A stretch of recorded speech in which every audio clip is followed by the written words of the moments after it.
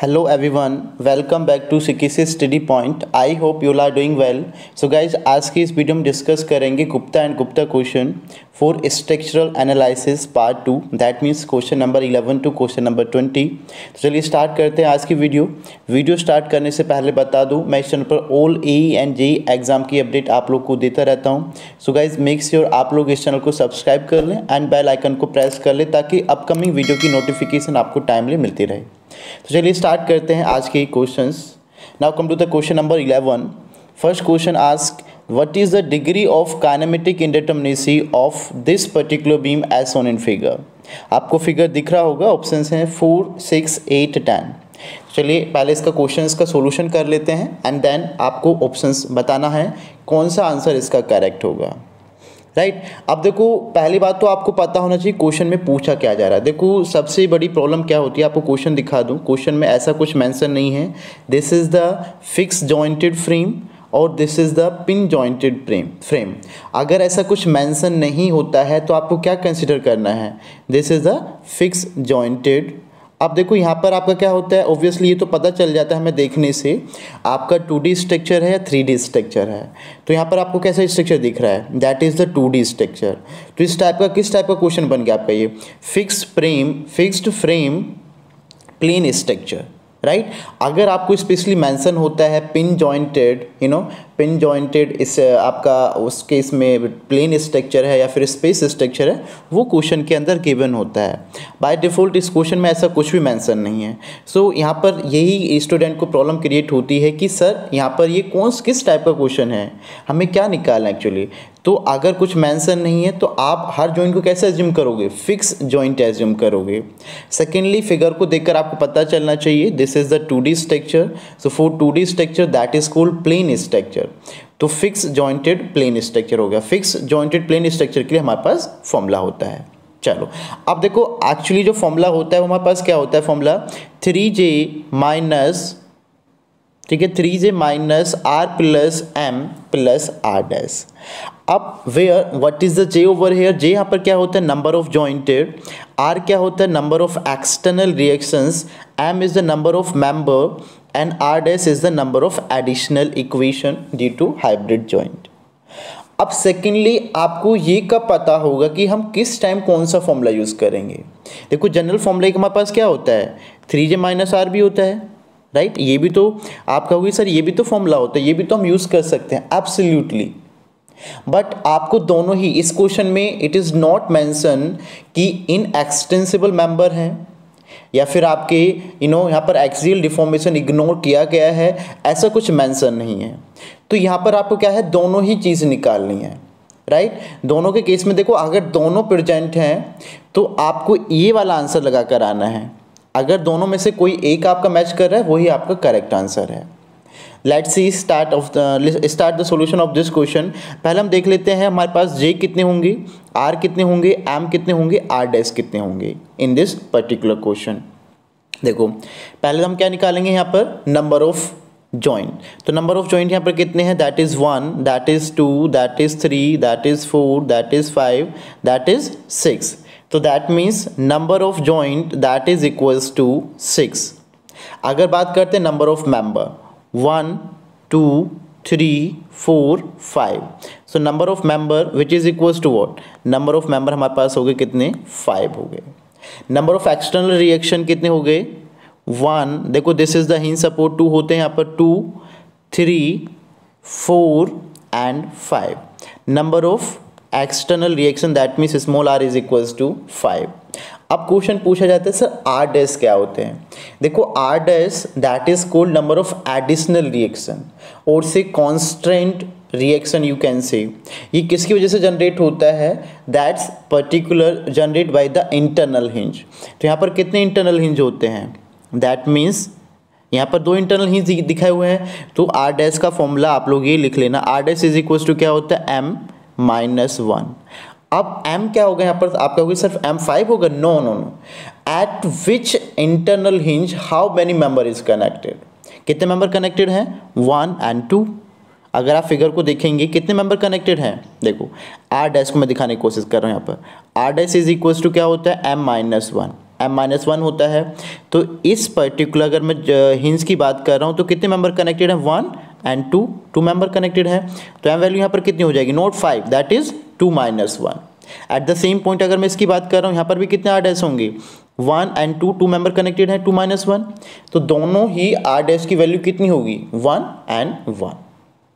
So now we put all values in the equation. अब आप equation में देखो हम पुट कर देंगे, कितने जॉइंट निकल कर आए थे, दैट इज 6। कितनी रिएक्शंस थी, दैट इज 5। कितने मेंबर थे, दैट इज 5। कितना आर डैश निकल कर आया था, प्लस 2 - 1 प्लस 2 - 1। जब आप सिंप्लीफाई करोगे 3 × 6 = 18 -10 and plus 2। So that means कितना हो जाएगा, 1 + 1 2 हो जाएगा। तो 18 - 10 कितना बचेगा, 8 बचेगा। 8 + 2 कितना हो जाएगा, that is equals to 10। So 10 is the absolute answer for this question. So that means कौन सा ऑप्शन करेक्ट होगा, option D is the correct answer for this particular question, right. Now come to the next question. Next question is the rigid jointed. अब देखो यहाँ पर given है rigid jointed, that is given. देखो rigid हो या fix jointed हो, both are the same thing, confuse मत हो जाना। देखो रिजिड जॉइंट होता है या फिर फिक्स जॉइंट होता है या फिर पिन जॉइंट होता है। अगर रिजिड अगर फिक्स बोल रहा है, both are the same, but pin joint is different from the rigid joint as shown in figure.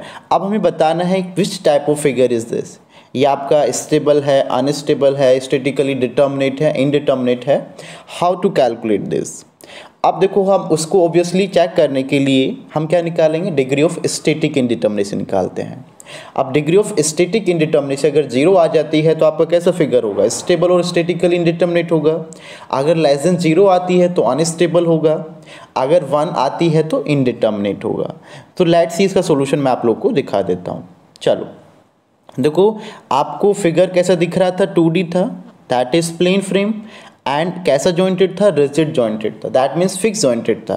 तो फॉर्मूला क्या होता है डीएस का, देखो डीएस का जो फॉर्मूला होता है उसके लिए that is 3m + r - 3j। अगर बाय द वे यहाँ पर पिन जॉइंटेड होता, पिन जॉइंटेड प्लेन फ्रेम, उसके लिए फॉर्मूला क्या था, m + r - 2j। To be very careful, pin jointed plane frame m + r - 2j। Pin jointed fix frame होता, that means m + r - 3j हो जाता है on that case, right. But हमारे question में क्या है, पहली बात तो बीम है, दैट मीन्स रिजिड जॉइंटेड है, रिजिड जॉइंटेड के लिए 3m + r - 3j होता है। अब चलो पहले मेंबर काउंट कर लेते हैं, ठीक है। Now come to the figure, how many member, 1 and 2। Reaction कितनी है, 2 यहाँ पर होंगी, दैट इज हिंज जॉइंट, 2 होंगी यहाँ पर एंड 1 यहाँ पर होगी क्योंकि यहाँ पर रोलर सपोर्ट है। सो 2 + 1, तो रिएक्शन हमारे पास 3 हो गई। मेंबर हमारे पास कितने हैं, मेंबर इज 2। जॉइंट देख लेते, जॉइंट कितना होगा, 1 2 एंड 3। जॉइंट हमारे पास कितने हो गए, number of joint is equals to 3। Now come to the solution. अब हम पुट कर देंगे यहाँ पर सारी value, m is equals to कितना था, 2 था, नंबर ऑफ रिएक्शन कितने थे, 3 थे, नंबर ऑफ जॉइंट कितने थे, 3 थे। सो 3 × 2 = 6 + 3 दैट मीन्स 9 - 9। तो 9 - 9 कितना हो जाएगा, 9 - 9 that is equals to 0। So अगर फिगर मैंने क्या बोला, if we got ds is equals to 0, so answer is stable and determinate structure. So correct option कौन सा होगा, tell me. That means correct option is stable and statically determinate. So B is the correct answer for this question. Now come to the next question. देखो नेक्स्ट question क्या बोल रहा है, degree of kinematic indeterminacy of the pin jointed frame shown in the figure। सो देखो question में पता चल रहा होगा कैसा फ्रेम है, पिन जॉइंटेड फ्रेम है। कैसा स्ट्रक्चर है, 2D स्ट्रक्चर है, राइट। देखो अगर 3D स्ट्रक्चर होता है तो 3D आपको अलग से ही आइडेंटिफाई इजीली हम कर पाते हैं। 3D स्ट्रक्चर में सॉलिड हमें कुछ दिखता है, but this is the single line अगर इससे कोई आपका स्ट्रक्चर जनरेट हो रहा है, दैट इज 2D स्ट्रक्चर। सो यहाँ पर कैसा फिगर हो गया आपका ही, pin jointed frame and plane structure. So आपको पता चल गया हो कौन सा फॉर्मूला यूज़ करना है। तो आप पहले इसका सॉल्यूशन निकाल लेते हैं। तो यहाँ पर हम जो इसमें नीड होगी फॉर्मूला में बता देता हूँ। फॉर्मूला जनरली क्या होगा उसके लिए, 2j - r, 2j - r होगा। मैं पूरा इसका सॉल्यूशन दिखाऊंगा। तो मैं 2 चीज़ की नीड होगी, किस की नीड होगी, j एंड r की नीड होगी। तो j यहाँ पर कितने होंगे, number of joint 1 2 3, 3 is j, और रिएक्शन कितनी है, ये भी हिंज सपोर्ट है, ये भी हिंज सपोर्ट है, 4 रिएक्शन होंगी, राइट। चलो सॉल्यूशन दिखाता हूँ मैं आप लोगों को इसका। सो जनरली क्या है, दैट मीन्स अगर हम बात करते हैं इसके सॉल्यूशन की, kinematic indeterminacy for pin jointed plane frame, formula is 2j minus R. देखो इसके मैंने सारे क्वेश्चंस सारे फॉर्मूलाज मैंने डिस्कस किए हैं। देखो अगर आप सीरीज में पूरी सीरीज को फॉलो करोगे you can easily understand the concept and easily attempt each and every question related to structure. देखो होता क्या है, that is the short way of the revision. अगर आपने अच्छे से क्वेश्चंस कर लिए you can easily revise quickly and easily attempt each and every question related to structure. चलो अभी मैंने आपको बताया था नंबर ऑफ जॉइंट हमारे पास कितने 3 थे, नंबर ऑफ रिएक्शन कितने आ रहे थे 4 आ रहे थे, दोनों ही क्या थे हमारे हिंज सपोर्ट थे। तो 2 3 6 minus 4 answer is 2। So that means correct answer is 2 for this particular question. C is the correct option for this question. Now come to the next question. Next question is what? The number of independent equation to be satisfied for static equilibrium in a space structure. देखो to be very careful about this type of question. ये क्या बोल रहा है? Number of independent equation to satisfy for static equilibrium in a space structure. पहली बात तो उसने बोला है space structure. So that means उसकी बात हो रही है 3D की बात हो रही है। उसने क्या बोला है? Independent equation that means number of degree of freedom किसकी बात हो रही है? काइनेमेटिक इंडिटर्मिनेसी की बात हो रही है। तो कितने नंबर होते हैं, कितने नंबर ऑफ इंडिपेंडेंट इक्वेशन हम यूज करते हैं? दैट मीन्स हम यूज करते हैं 6 number of independent equation in case of 3D। सो 6 इसका करेक्ट आंसर होगा, बट मैं आपको दोनों के लिए बता देता हूँ। हाँ ठीक है, आपका अगर 2D स्ट्रक्चर होता तो for that case 3 number of static indeterminacy होगा। अगर 3D स्ट्रक्चर है तो 6 होगा। तो 6 is the correct answer. D is the correct option for this question. Now come to the next question. Degree of static indeterminacy of pin jointed, to be very careful, pin jointed space frame, right? Pin jointed space frame मैंने अभी आपको formula just अभी आपको बताया है m plus R minus 3j। आपको सारे फॉर्मूले अगर हैं तो यहाँ पर दिखा देता हूँ मैं आप लोगों को एक बार। अच्छा यहाँ पर मेंशन नहीं है, ठीक है। मैंने पहले स्टार्टिंग में जो लास्ट वाली वीडियो थी उसमें मैंने सारे फॉर्मूले बता दिए हैं, फिर भी आपको एक बार रिकॉल करा देता हूँ। यहाँ पर देखो किसके बारे में पूछा गया है? Pin jointed space frame. तो पिन जॉइंटेड स्पेस फ्रेम के लिए फॉर्मूला होता है m plus R minus 3j, m plus R minus 3j। So that means B is the correct answer. अगर यहाँ पूछा जाता पिन जॉइंटेड प्लेन फ्रेम तो फॉर्मूला क्या होता है? m plus R minus 2j, right.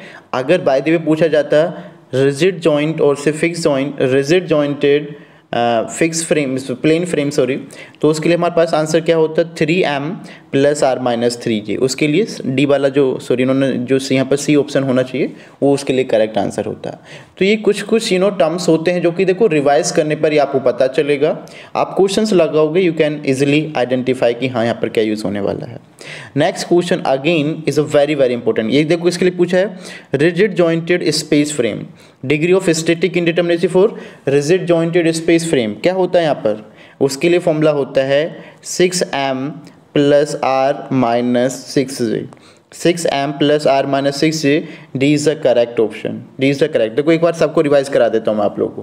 पहली बात तो देखो आपको सारी चीज़ पता है कि क्या स्टैटिक इंडिटर्मिनेसी होती है, डिटर्मिनेट फिगर कौन सा होता है, इंडिटर्मिनेट स्ट्रक्चर कौन सा होता है। आई ऑलरेडी टोल्ड यू, फिर भी आपको बता देता हूँ। देखो if number of external reaction is calculated by sufficient equilibrium equation, so that is determinate structure। अगर ऐसा नहीं होता है वो indeterminate structure होता है, right. First thing is that. Secondly आपके पास फॉर्मूले कौन सा फॉर्मूला कहाँ पर यूज़ करना है, that's the different thing, that's the difficult thing जो कि ये प्रोड्यूस होती है ईच एंड एवरी स्टूडेंट को। देखो मैंने आपको बताया है अभी क्वेश्चन के अंदर कुछ मेंशन नहीं है, so that is rigid jointed. आप लोग के लिए जो क्वेश्चन जनरली अगर पूछा जाता है 3D के लिए तो 3D मेंशन होता है, स्पेस फ्रेम या स्पेस स्ट्रक्चर मेंशन होता है, डोंट वरी अबाउट इट। अगर आपको फिगर देखने से ऑब्वियसली अगर सिंपल स्ट्रक्चर बन रहा है तो दैट इज 2D को प्लेन फ्रेम बोला जाता है। तो पिन जॉइंटेड प्लेन फ्रेम के लिए आंसर कितना होता है? m plus R minus 2j। Pin jointed space frame के लिए फॉर्मूला कितना होता है? m plus R minus 3j। Rigid jointed plane frame के लिए फॉर्मूला कितना होता है 3m plus R minus 3j। Rigid jointed space frame के लिए फॉर्मूला होता है 6m plus R minus 6j। सबको पता है where are m is the number of member, r is the number of external reaction, j is the number of joint. Now come to the next question. Next question is degree of kinematic indeterminacy of a pin jointed space frame. देखो आप अपने आप मुझे बता दीजिए, pin jointed space frame की बात कर रहा है, not the plane frame. So correct answer is 3j minus r. देखो यहाँ पर कहोगे सर ये वाला जो क्वेश्चन आप बता रहे हो, फिर क्वेश्चन में अगर बाय द वे क्या होता, फिक्स जॉइंटेड और सिर्फ रिजिड जॉइंटेड प्लेन फ्रेम होता, तब भी आंसर सेम होता। क्या होता, ध्यान से सुनना, rigid jointed plane frame, so answer will be 3j minus R, तब भी आंसर आपका 3j माइनस आर होगा। अगर यहाँ पर क्वेश्चन में पिन जॉइंटेड प्लेन फ्रेम पूछा तो 2j माइनस आर होता। तो आपको सारे क्वेश्चंस पता होने चाहिए क्या क्या क्वेश्चन यहाँ पर आंसर हो सकता है। देखो यहाँ पर मैंने सारे आंसर आप लोग को दिखा भी दिए। वैसे देखो काइनेमेटिक इंडिटर्मिनेसी जो होती है that also called degree of freedom, that means number of independent joint displacement. अभी क्वेश्चन में किस में क्या पूछा था, independent joint displacement, that means kinematic indeterminacy, how many degree of freedom of this particular structure, ये आपका क्या होता है, काइनेमेटिक इंडिटर्मिनेसी होती है। तो पहले मैंने क्या होता है, पिन जॉइंटेड प्लेन फ्रेम के लिए आपका आंसर कितना होता है 2j minus R, pin jointed space frame के लिए कितना होता है 3j माइनस आर होता है, रिजिड जॉइंटेड प्लेन फ्रेम के लिए कितना होता है 3j माइनस आर होता है, रिजिड जॉइंटेड स्पेस फ्रेम के लिए फॉर्मूला होता है 6j माइनस आर। देखो आर डैश हम कब यूज करते हैं, when axial deformation is ignored, right, जब एक्सियल डिफॉर्मेशन हम इग्नोर कर देते हैं। देखो इसका मीनिंग क्या होता है ये भी ध्यान से सुन लीजिए, ये भी आप लोग को पता होना चाहिए। देखो दो चीज़ होती हैं, इफ़ मेंबर आर इनएक्सटेंसिबल या फिर एक्सियल डिफॉर्मेशन इज इग्नोर्ड, तो इस केस में टोटल नंबर ऑफ मेंबर्स जो होते हैं उसको भी माइनस कर दिया जाता है, जो भी टोटल इंडिटर्मिनेसी होती है, काइनेमेटिक इंडिटर्मिनेसी। देखो अगर मैं बात करूं, अगर एक्सियल डिफॉर्मेशन इग्नोर नहीं करा है हमने, ठीक है, सपोज ये स्ट्रक्चर है, ठीक है, this is the plane frame, when we applied the external load at this point, तो इसकी वजह से क्या होगा, जो डिफॉर्मेशन आपका कुछ इस टाइप से आपको देखने को मिलेगा। तो इस केस में होगा क्या, जनरली यहाँ पर, ठीक है, जो डिस्प्लेसमेंट होता है दोनों जॉइंट पर वो सेम नहीं होगा इन केस ऑफ जब अभी तक एक्सियल डिफॉर्मेशन इग्नोर नहीं करा है, राइट। तो उस केस में ऐसा आपको कुछ डिफॉर्मेशन देखने को मिलता है। बाय द वे अगर मैं सेकंड कंडीशन बात कर रहा हूँ, for second condition if axial deformation is ignored, अगर एक्सियल डिफॉर्मेशन इग्नोर किया हुआ है, सो इन दैट केस जो डिफॉर्मेशन होगा कुछ इस टाइप से होगा, इस टाइप से कुछ डिफॉर्मेशन देखने को मिलेगा। सो इन दैट केस जितना ड्यू टू एक्शन लोड, ठीक है, तो जितना डिफॉर्मेशन इस वाले पॉइंट पर होगा उतना ही सेम डिफॉर्मेशन इस वाले पॉइंट पर होगा in case of axial deformation. तो डिफरेंस क्या क्रिएट हो जाता है, M, total number of M जो होता है उसको हम क्या कर देते हैं, माइनस कर देते हैं जब एक्सियल डिफॉर्मेशन इग्नोर होता है। फिर मेंबर्स आर इनएक्सटेंसिबल, तब भी हम M, total number of member, minus कर देते हैं। अब यहाँ पर देखो आर डैश जो होता है, नंबर ऑफ एडिशनल इक्वेशन जो होती हैं ड्यू टू हाइब्रिड जॉइंट, इस केस काइनेमेटिक में क्या हो जाती है, वो ऐड हो जाती हैं, और अगर हम स्टैटिक की बात करते हैं वहाँ पर ये रिड्यूस हो जाती हैं। तो to be very careful. Now come to the next question. Next question is was number of independent displacement component at each joint of the rigid joint space frame. To be very careful. क्या बोला इसने, rigid jointed space frame। देखो एक table मैंने आपको बताई थी, table से ही डायरेक्टली आपको पता चल जाएगा। यहाँ पर किसकी बात हो रही है, rigid joint space frame, that means 3D structure है और कैसा जॉइंट है, रिजिड जॉइंट है। तो कितने नंबर ऑफ आपके डिग्री ऑफ फ्रीडम होते हैं, 6। देखो तीनों डायरेक्शन में हो जाएंगे, delta X next direction, delta Y in Y direction, displacement in Z direction, rotation by X Y combination, rotation by Y Z, rotation by Z X. अगर 2D rigid joint होता है तो displacement in X, displacement in Y and rotation at that point. 2D अगर truss joint है तो 2 आपके number of degree of freedom होते हैं, एक्स डायरेक्शन वाई डायरेक्शन में डिस्प्लेसमेंट होता है। अगर 3D आपका ट्रस जॉइंट है तो तीनों डायरेक्शन में आपके डिस्प्लेसमेंट होते हैं। तो इस टाइप का कुछ आपके डिग्री ऑफ फ्रीडम होते हैं। इस क्वेश्चन के लिए कितने होंगे, rigid joint space frame, that means 6 is the correct answer for this joint. ये क्वेश्चन आपका देखो रिपीट हो गया लाइक 15 या अभी जो मैंने क्वेश्चन कराया था उसकी तरह है बिल्कुल same. Now come to the next question. Next question is in a rigid joint space frame, rigid joint space frame if this condition is exist, तो आपका फिगर कैसा होगा, अनस्टेबल होगा, डिटर्मिनेट होगा, इनडिटर्मिनेट होगा, what type of condition is there। देखो अभी मैंने आपको एक फॉर्मूला बताया था, फॉर्मूला ds का फॉर्मूला कितना होता है, ds अगर लेस देन 0 आ जाए तो अनस्टेबल होगा, राइट, अनस्टेबल होगा। ds इज इक्वल्स टू 0 आ जाए तो आपका स्टेबल भी होगा, स्टैटिकली डिटर्मिनेट भी होगा, और ds आपका ग्रेटर देन 0 आ जाए सो दैट मीन्स स्टेबल होगा नहीं होगा वो नहीं कह सकते हैं, बट आपका इनडिटर्मिनेट होगा, इतना जरूर होगा। अब आपको मैं दिखा देता हूँ इसका सोल्यूशन ही हम लोग डायरेक्टली कर लेते हैं। मैंने ये वाला फॉर्मूला बताया, देखो आपका फॉर्मूला जो होता है रिजिड जॉइंट स्पेस फ्रेम के लिए कितना होता है 6m + r - 6 से। तो यहाँ पर हमारे पास क्या है 6m + r, right, 6m + r is less than, किससे लेस देन है 6j से लेस देन है।